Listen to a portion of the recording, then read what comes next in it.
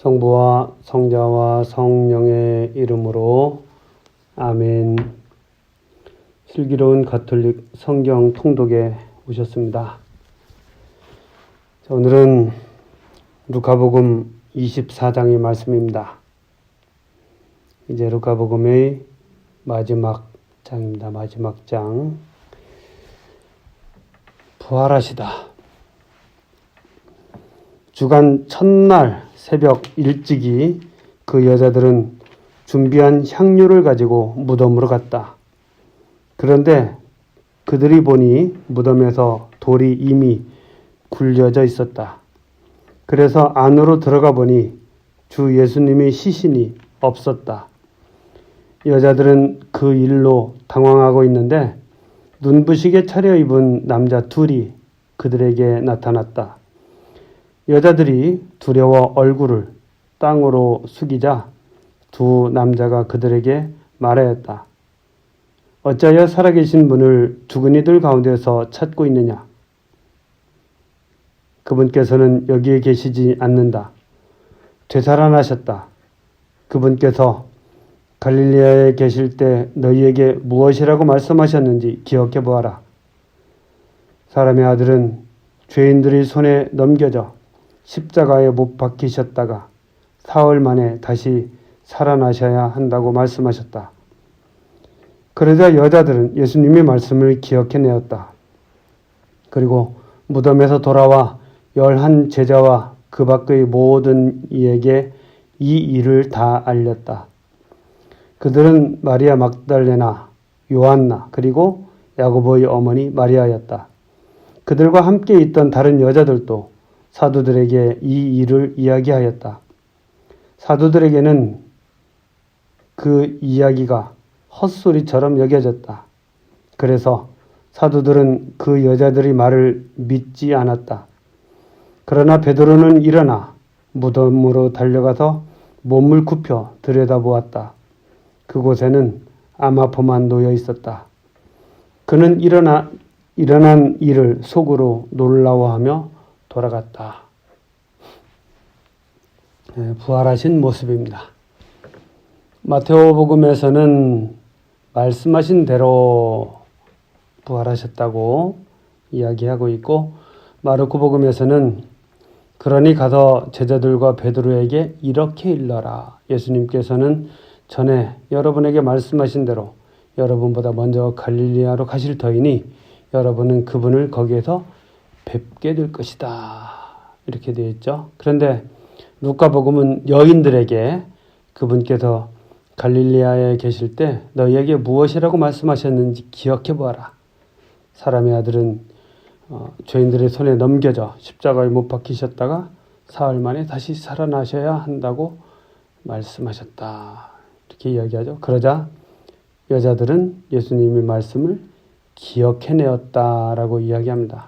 그러니까 그 말씀을 듣고 기억해내는 것이 여자들이라고, 여인들이라고 이렇게 이야기합니다. 오히려 제자들은 여인들을 통하여 전해진 말을 믿지 않고 있는 것이죠.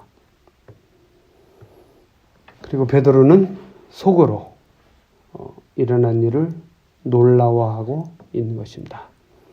그만큼 이 부활 자체가 믿기지 않는 것이죠. 예수님이 죽음 자체가 처참하기 때문에 부활도 믿기가 어려울 수도 있다는 생각도 해봐요.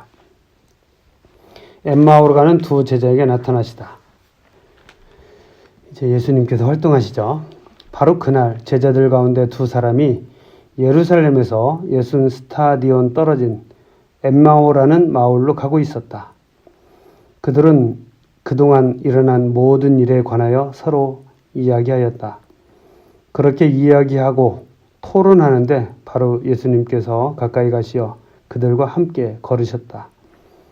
그들은 눈이 가리어 그분을 알아보지 못하였다. 예수님께서 그들에게 걸어가면서 무슨 말을 서로 주고받느냐 하고 물으시자 그들은 침통한 표정을 한 채 멈추어 섰다. 그들 가운데 한 사람, 클레오파스라는 이가 예수님께 예루살렘에 머물렀으면서 이 며칠 동안 그곳에서 일어난 일을 혼자만 모른다는 말입니까? 하고 말하였다. 예수님께서 무슨 일이냐 하시자 그들이 그분께 말하였다. 나자렛 사람 예수님에 관한 일입니다.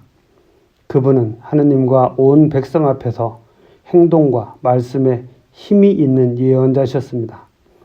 그런데 우리 수석 사제들과 지도자들이 그분을 넘겨 사형 선고를 받아 십자가에 못 박히시게 하였습니다.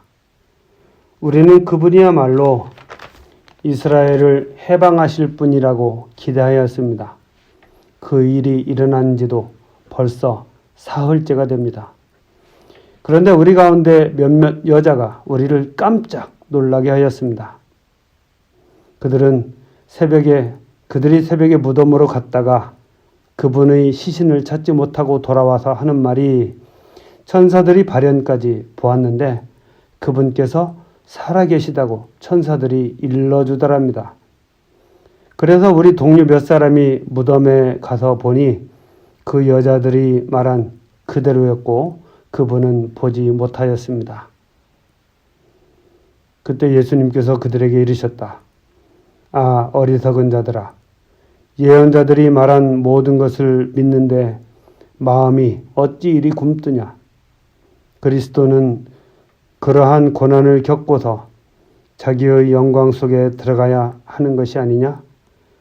그리고 이어서 모세와 모든 예언자로부터 시작하여 성경 전체에 걸쳐 당신에 관한 기록들을 그들에게 설명해 주셨다. 그들이 찾아가던 마을에 가까이 이르렀을 때 예수님께서는 더 멀리 가려고 하시는 듯 하였다. 그러자 그들은 저희와 함께 묵으십시오.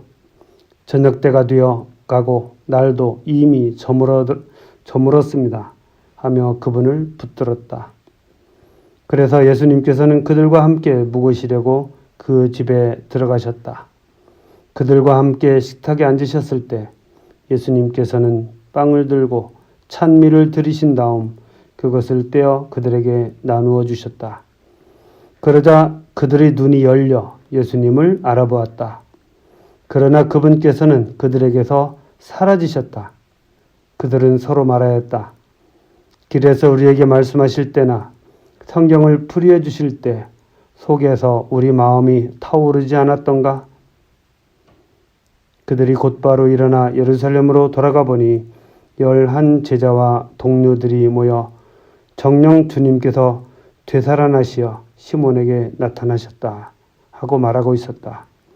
그들도 길에서 겪은 일과 빵을 떼실 때 그분을 알아보게 된 일을 이야기해 주었다. 참 감동스러운 말씀이죠. 이 함께 걸어가면서 제자들에게 자세히 설명해 주시고 속에서 마음이 타오르게 해주시는 그러한 분이십니다.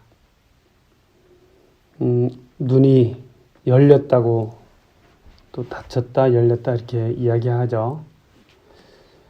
주님께 대한 확신을 갖지 못한, 그래서 발길을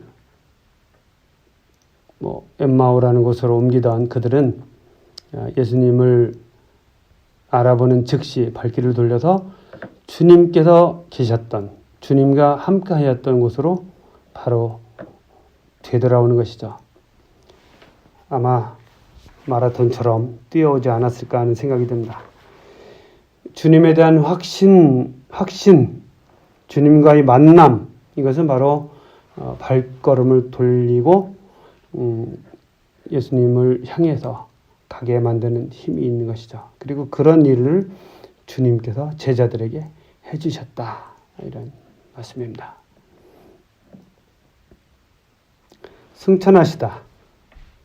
예수님께서는 그들을 베타니아 근처까지 데리고 나가신 다음 손을 드시어 그들에게 강복하셨다. 이렇게 강복하시며 그들을 떠나 하늘로 올라가셨다. 그들은 예수님께 경배하고 나서 크게 기뻐하며 예루살렘으로 돌아갔다. 그리고 줄곧 성전에서 하느님을 찬미하며 지냈다. 부활하신 예수님을 만난 제자들은 그분이 승천하셔서 떠나가셨지만 예수님의 말씀, 예루살렘에 머물러 있으라는 말씀을 듣고 줄곧 성전에서 지내는데 찬미하며 하느님을 찬미하며 기쁘게 지냈다. 일부 수사본에는 이 다음에 아멘이라고 붙어 있다라고도 이야기합니다. 그래서 이 루카복음은 사도행전의 전편이다. 또 사도행전은 루카복음의 후편이다. 이렇게 이야기하기도 합니다. 여러분들 루카복음까지 함께 이렇게 함께 올 수 있어서 너무 감사하고요. 이제 다음은 요한복음 또 같이 하도록 하겠습니다. 자, 오늘은 여기까지 하겠습니다. 성부와 성자와 성령의 이름으로 아멘.